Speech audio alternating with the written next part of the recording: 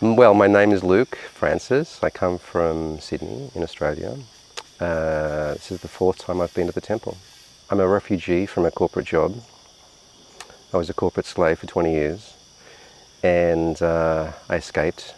I broke free of my chains.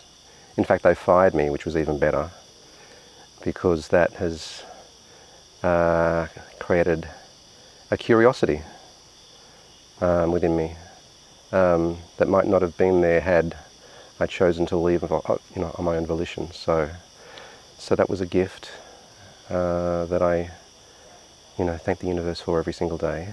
The last time I was here was back in March. Yeah. Prior to that, when I came in March, I had just left that company. But prior to that, it had been 7 years. So it had been a 7-year cycle, and came here in March and felt that the work wasn't complete. There was just a calling there to come back and continue going a bit deeper and stripping back a few more layers, which I've been able to do beautifully this retreat. And I'm so glad that I chose to do the integration, because that has been so different and so helpful. When I saw that there was an option for an integration, I thought, here's a chance to marinate in this. Set and setting is so important. My work with the medicine has taught me that being in this setting with the facilitators, with their skills and their love and their support and their kindness, that's the perfect way to really start to embody some of the insights and lessons and wisdom that you invariably take away from ceremony. So that's been a revelation for me. Yeah, I don't think, not to disparage the 12-day retreat, but for what I'm looking for now, and having had this experience, I probably think that I would do the integration every single time I come back. Yeah, it's been that powerful for me. It was a chance for me to really reflect and feel into the insights, the downloads. I call them downloads, and sift through them. Because sometimes my experience has been you might get something to work with, and sometimes you get a whole bunch. And the second ceremony for me, it was like a faucet had been turned on, and I was just trying to grab the water as it came through.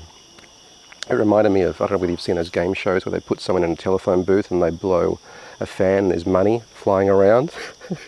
I was trying to grab the money and stick it under my armpits. And having 4 or 5 days afterwards to kind of sit with that and just needle through it, in silence or journaling or through breath work or meditation or sitting down at the pond, that has been so beneficial for me. The most significant intention that I brought into this was ironically the one that we spoke about yesterday in the session around calling. And it was that intention was very geared towards the realization that this is not about finding your next job, it's about finding the next you. So the ability just to, as I said to you, be in the same set and setting in which the message came to you, with the same support team that was there with you in ceremony, is profoundly beneficial. As a returnee to the temple, there are 2 things that I kind of get really curious about. Who are the facilitators and who are the healers? I had worked with Lucy before, but I hadn't worked with the other maestros and maestra. And it's always exciting to meet them and feel their energy and connect with them. And for me, it's beautiful hearing their ikaro. What is going to come out of that mouth when they're not giggling and laughing. And so that was beautiful. Even when the facilitators had their session, I just sat in my tambo and listened to Elias sing. It was heavenly. It's not until you actually spend some time with them that you realize the depth of what they bring. It's not just the ikaro, there's so much more. there's real healing, there's real intent, there's real care that you can miss if you just kind of get carried away with the Ikaro and think, oh, this is nice, this sounds interesting. Then you kind of maybe missing the main meal in many ways, because it's the intention that they bring to you through the Ikaro, but through other means as well, through the plant baths and through, you know, the juice concoctions that you get. You know, there are so many things. It really is a whole remedy. It's a collection of parts that really form the whole in terms of the treatment and the medicine that you receive from the maestros. So that's really important to note. The setting is amazing. I mean, the first time I came here was in 2016.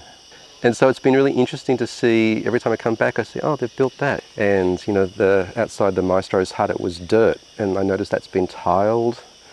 You know, the steam baths have come in to be part of the process now, and that little rotunda above the pond is, you know, that wasn't there the last time. So it's been really beautiful to see how the temple's evolved. I can't say enough about the facilitators. I could get emotional talking about it. It's, you know, these are people that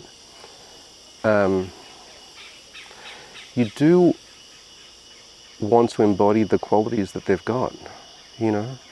I mean, all the facilitators on this retreat, Publio, Juliana, Sarah, the RPs, Alex and Josh, they've been amazing. You know, they've been amazing. The first time I'd worked with Publio and Juliana, I'd heard people talk of them.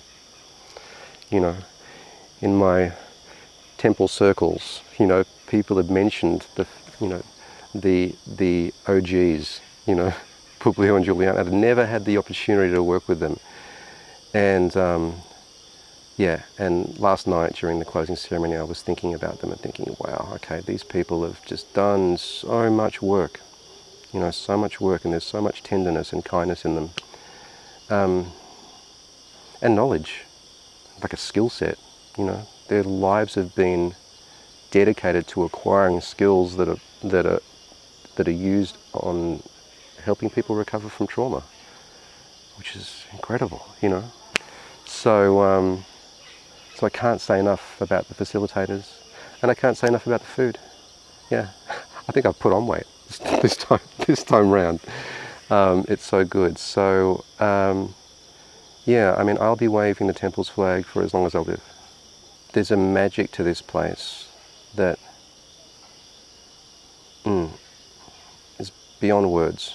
You know, it's almost as if I can feel the history of love and passion that's gone into this, the heart and soul, your heart and soul, Matthew's heart and soul, the facilitators that have been here for years and years and years. There's a collective spirit that has accumulated, and the temple has embodied that.